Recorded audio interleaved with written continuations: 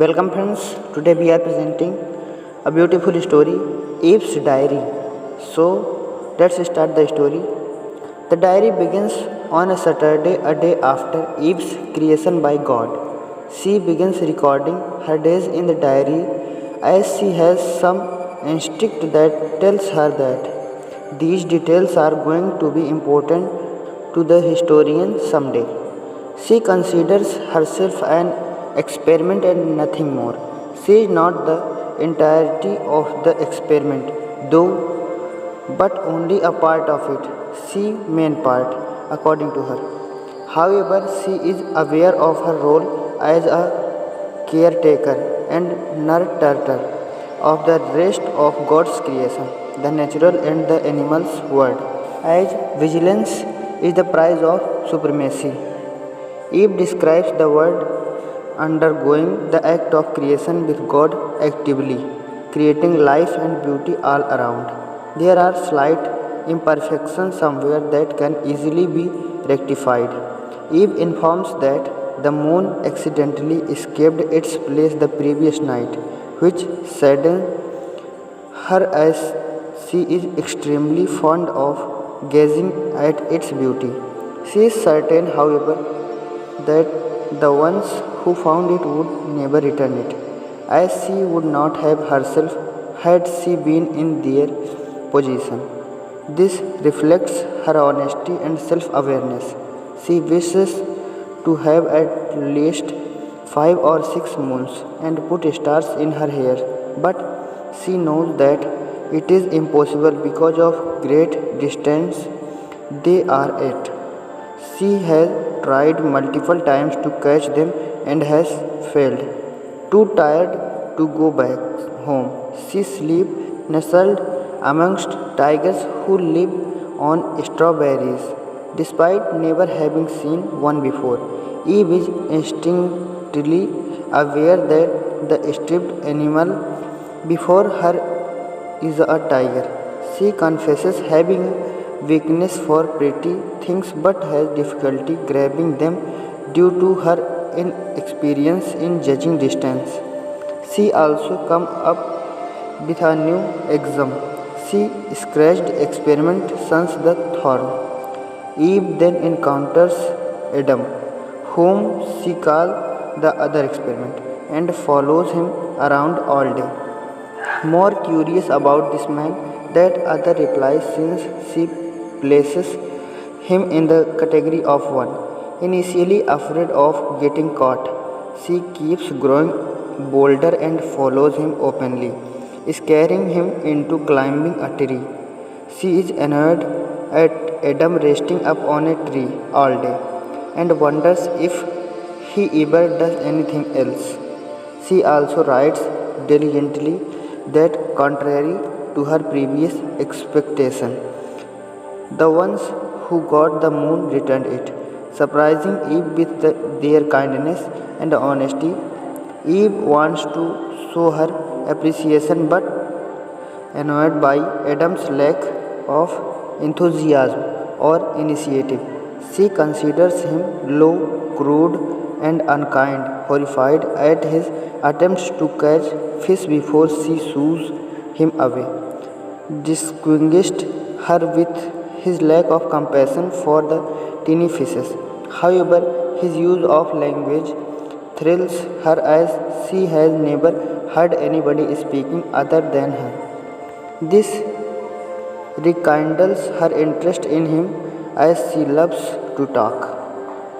Throughout the next week, she tries to hang out with him, making most of the conversation as Adam is shy.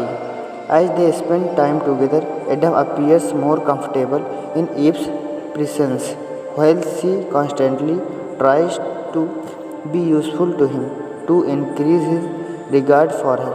She spends her time naming every new species that are being created, having taken this responsibility over from Adam, who is not good at it. Unlike him, Eve has an intuitive connection with nature and animals that helps her name them accurately the minute she sees them. Adam admires her ability, which flatters and delights her. The next Thursday, however, Adam keeps avoiding her without an explanation, leaving her confused and lonely as she is beginning to fall in love with him. When she goes to see him and clarify things, he ignores her, causing her to experience sorrow for the very first time. Happiness returns in the next few days, and she spends her days eating apples despite Adam's warning that they are forbidden and may harm her. However, Eve is desperately in love with him and ignores the possibility of danger to please him. She tells him her name, but it does not elicit a response, hurting her feelings. She perceives his reticence, which makes her think of him as unintelligent and sensitive about his lacking. However, she considers values contained within in the heart to be the most important virtue. Disappointed by his lack of enthusiasm in her name, she sits on the bank of a stream, her reflection driving her loneliness away. In her innocence, she is unaware of the fact that the white body in the mirror is her reflection and considers it her sister. As a reflection, she sometimes disappears initially, scaring Eve, who thought that she has lost her. With time, however, she understands that her sister, her only source of comfort in loneliness and griefs, will return. She is hurt and irritated when Adam does not appreciate her attempts to decorate herself with flowers. She doesn't value the natural world and thinks that it is a mark of human superiority, an attitude that Eve mocks. One day she accidentally discovers fire and is intrigued by it, letting it burn down a significant portion of the land around her. As she marvels at the destructive, sublime beauty of the fire around her, she hopes that someday it would be put to use. As always, Adam is unable to identify it and has to ask her for an answer, evidently irritated about his lack of knowledge compared to hers. The next few days he is distant. One of the reasons for this being Eve's repeated warnings regarding going to the fall. Ever since the fire, she had discovered the emotion of fear and tries to prevent Adam from going anywhere that scares her. Adam, however, not having discovered this emotion yet, doesn't understand. The next part of the story is a brief excerpt from Adam's diary, with him being the narrator. His description of Eve is extremely evocative and supposedly accurate. She is all interest, eagerness, vivacity. The world is to her a charm, a wonder, a mystery, a joy. She can't speak for delight when she finds a new flower. She must pet it and caress it and smell it and talk to it and pour out enduring names upon it. Additionally, she finds color exciting and intriguing, her fascination with them irritating Adam.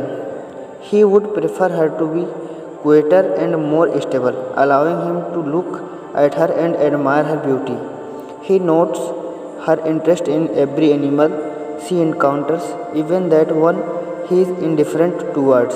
Her antics range from trying to make a pet out of a brontosaurus and using a colossus as a bridge.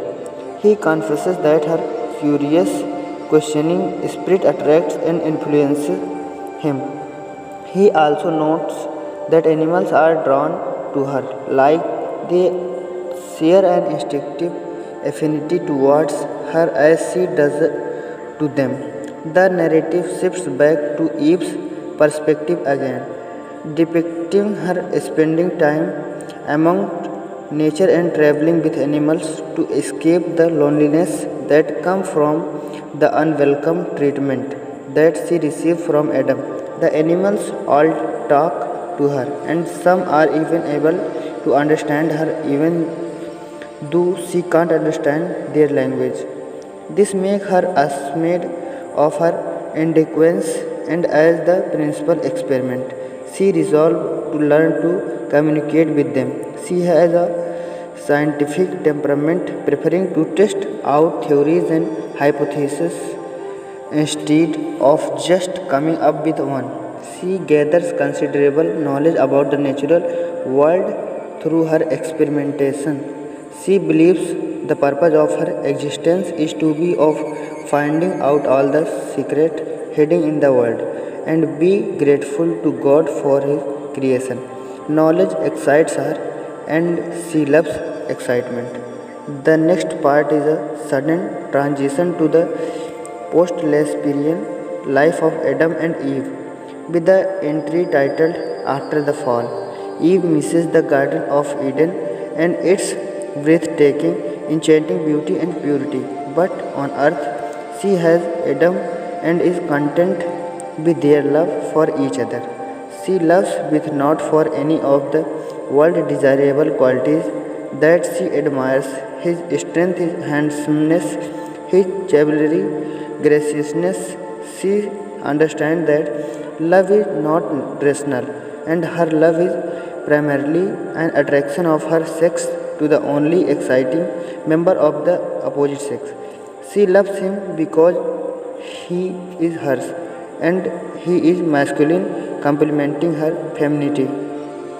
The final entry in the diary is titled 40 Years Later, where a dying Eve prays that she and her beloved husband may welcome death together.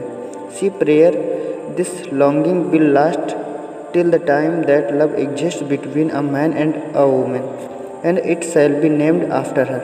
However, realizing that one of them has to die first, she chooses to die before Adam as she thinks she is weaker and needs him more than he needs her, making her life meaningless without him. At her grave, Adam inscribed, "Wheresoever she was, there was Eden." That's it. Thank you.